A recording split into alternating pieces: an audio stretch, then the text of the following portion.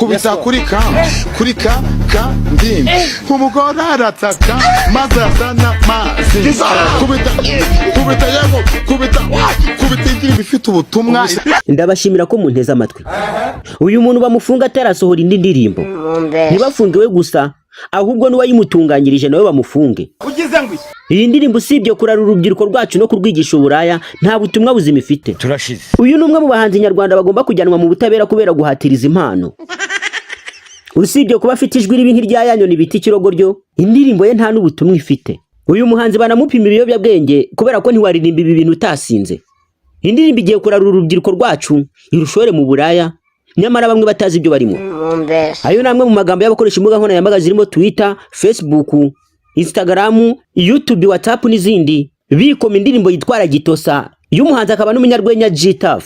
Bati birababaje kuba umuhanzi ufite impano, ufite ijwi ryiza kandi akaririmba indirimbo nziza ntimenyekane, ahubwo umuntu ufite ikijwi nk'iki kibiribiri kandi uririmba uburaya n'ubusambanyi akaba ari uko ndirimbo ikamenyekana cyane ugasanga buri wese arimo arayibyina ku muhanda.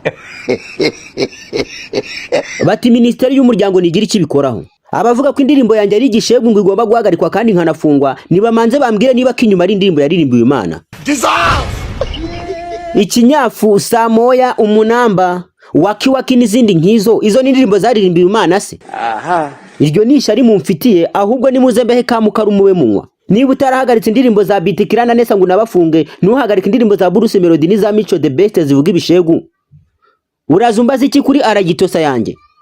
Ayo niyo magambo ya G-Tough asubiza bamwibasiye bavuga ko indirimbo yari igishegu ngo idakwiye mu muryango nyarwanda. G-Tough aragira ati ngo kubita kuri kakandi, ngo kubita kuri kakandi, ngo umugore arataka maze azana amazi.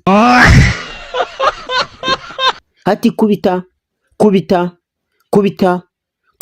ati mbega indirimbo ifite ubutumwa we.